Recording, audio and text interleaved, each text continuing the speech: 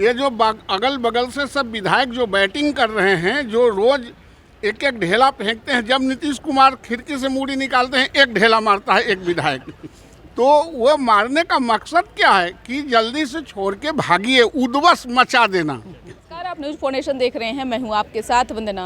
2023 का बजट सत्र में पहला बार बीजेपी और नीतीश कुमार आमने सामने दिखे। बता दें कि बीजेपी लगातार सरकार के खिलाफ नारेबाजियां करती रही।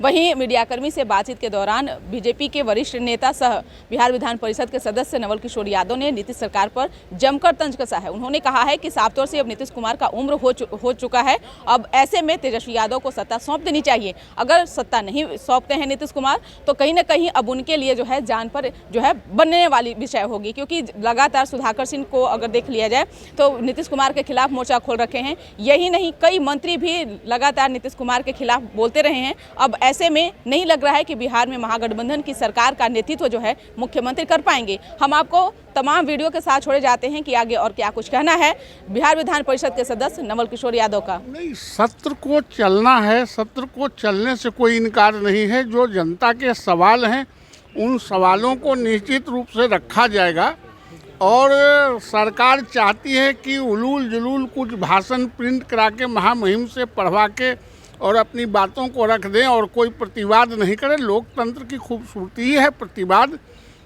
अपनी बातों को रखना चाहिए, जनता के सवालों को रखना चाहिए।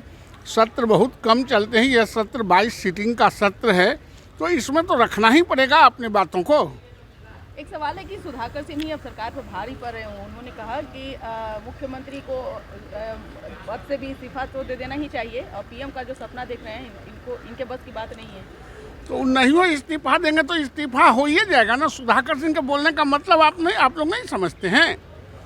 इस्तीफा नहीं देंगे तब भी उनका इस्तीफा लोग ले ही लेगा। जहाँ गए हैं वहाँ से बच के निकलना नहीं है, इनको वहाँ विकेट डाउन हो ही जाना है। एक सवाल यह भी है कि जिस तरह से सदन की कार्रवाई हो रही थी उस दौरान आप लोग अभिभाषण के दौरान ही महागठबंधन हटाओ देश बचाओ का नारा जो आप लोग लगा रहे थे, इसका क्या मायने? महागठबंधन का कोई ज़रूरत नहीं है यहाँ इस राज्य में। ये पाखंड निर्मित कर रहे हैं, झूठा आश्वासन दे रहे हैं, झूठी बातों को तथ्यों को राज्यपाल से महामहिम राज्यपाल से पढ़ा रहे हैं।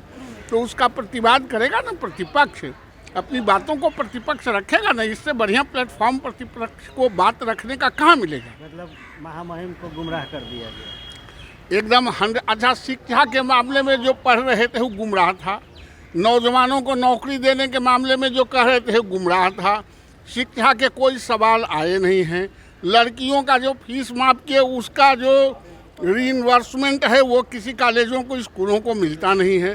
तो इन सवालों को झूठे अगर वहाँ पढ़वा देंगे तो हम लोगों का काम है ध्यान केंद्रित कराना। आप लोग ने भी अभी दावा किया है कि बजट सत्र के दौरान ही तेजस्वी यादव की ताजपोशी हो जाएगी। नहीं, इसलिए कह रहे हैं कि नीतीश कुमार जी बार बार कहा करते थे कि वो मुख्यमंत्री नहीं बनना चाहते हैं। भाजपा वालों ने ज़बरदस्ती इस बार मुख्यमंत्री बना दिया था। तो ये भारी चीज़ क्यों रखेंगे? बुजुर्ग भी हो गए हैं जो ज़बरदस्ती भाजपा वालों ने बना दिया था, वो बोझ हटा दें, तेजस्वी को दे दें। अब वो बोझ ढोने से क्या फ़ायदा? वो तो ज़बरदस्ती का था मुख्यमंत्री, तो अब स्वेच्छा से वो मांग रहे हैं तो दे देना चाहिए। तो इसलिए हम लोग कह रहे हैं कि वैसे भी वो ले ही लेगा तो दे ही दीजिए, प्रतिष्ठा बच जाएगा। बुजुर्ग हो गए हैं, अब कहीं किनारा लीजिए। शिवानंद जी जो कह रहे थे आश्रम बनाने की बात, उस आश्रम में चले जाएं। तो शिवानंद तिवारी ने यह भी कहा है कि 2025 तक कुछ नहीं होने वाला है, सीएम नीतीश कुमार ही रहेंगे और 25 का बाद देखा जाएगा। शिवानंद जी नेता हैं कि तेजस्वी नेता हैं?